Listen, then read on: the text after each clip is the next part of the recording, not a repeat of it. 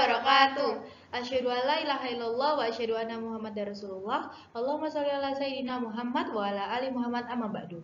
Perkenalkan, nama saya Alia. Dan perkenalkan, nama saya Aurel. Dan kami berdua dari SMP Al-Falah Surabaya.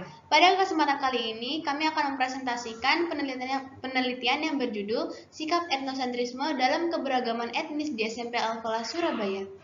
Dan untuk pendampingnya di sini bersama Ustadzah Siti Fatimah Zuria SPD. Pertama-tama kami akan mengumumkan latar belakang kami. Etnosentrisme adalah perasaan di mana seseorang yang berasal dari suku mayoritas merasa lebih unggul daripada suku minoritas. Contoh kasusnya yang terdapat di Indonesia adalah konflik sampit di Kalimantan Tengah, yakni konflik antar warga etnis Dayak dan etnis Madura yang menyebabkan kurang lebih 469 warga meninggal dunia. Selanjutnya, penelitian ini didasarkan karena terdapat keberagaman di SMP Al-Falah Surabaya. Di antaranya terdapat keragaman suku dan ras. Karena keberagaman tersebut, hal ini dapat memicu perilaku kekerasan baik fisik maupun non-fisik.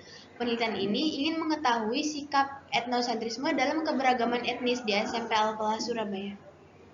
Selanjutnya yakni rumusan masalah. Pertama, yakni apa saja suku dan etnis yang ada di SMP Al-Falah Surabaya.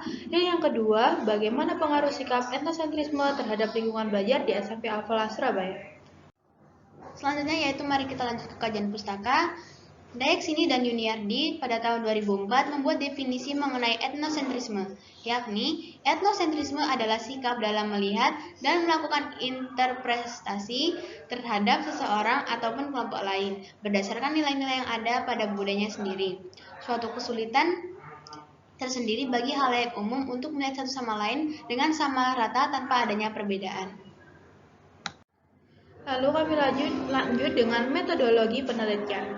Metode yang digunakan dalam penelitian ini adalah kuantitatif dengan pendekatan deskriptif. Bisa dibuka. Selanjutnya yakni metodologi penelitian. Metode yang digunakan dalam penelitian ini adalah kuantitatif dengan pendekatan deskriptif. Lalu lokasi diambilnya penelitian ini terletak di SMP Al-Falah Surabaya. Dan penelitian ini menggunakan jenis dan teknik proportionate stratified random sampling dengan menggunakan total kurang lebih 50 sampel. Serta penelitian ini menggunakan rumus yang bernama rumus Lovin. Selanjutnya yaitu hasil dan pembahasan. Dari data yang ada, siswa SMP Al-Falah Surabaya sebanyak 86% adalah etnis Jawa dan 14% lainnya beretnis lain Jawa. Suku Jawa memang menjadi suku mayoritas, namun sebagian besar warga SMP Al-Falah Surabaya menolak adanya sikap etnosentrisme di lingkungan sekolah.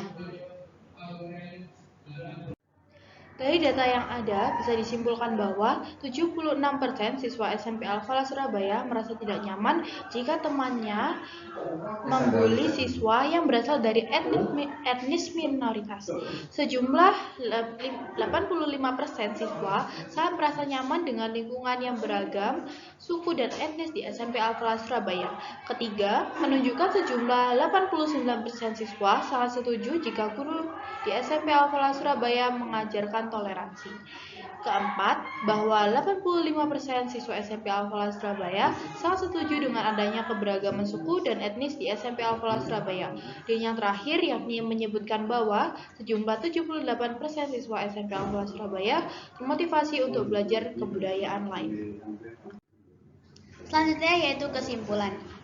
Sikap etnosentrisme di lingkungan sekolah dapat mengakibatkan pembulian antar siswa yang mengakibatkan menurunnya semangat belajar sehingga prestasi akademik dan non-akademik juga akan menurun.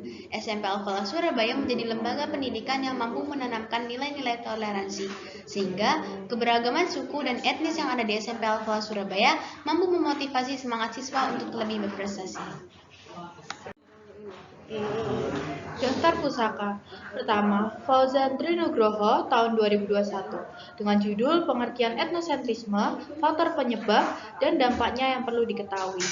Dikutip dari bola.com. Kedua, Ari Walianto tahun 2020 dengan judul Kasus Kekerasan yang Dipicu Masalah Keberagaman di Indonesia, dikutip oleh Kompas.com. Dan yang terakhir yakni Universitas Medan Area tahun 2021 dengan judul Pengertian Dampak dan Contoh dari Etnosentrisme, dikutip dari barki.uma.ac.id. Dari kami, wassalamualaikum warahmatullahi wabarakatuh. Semoga bermanfaat. Ini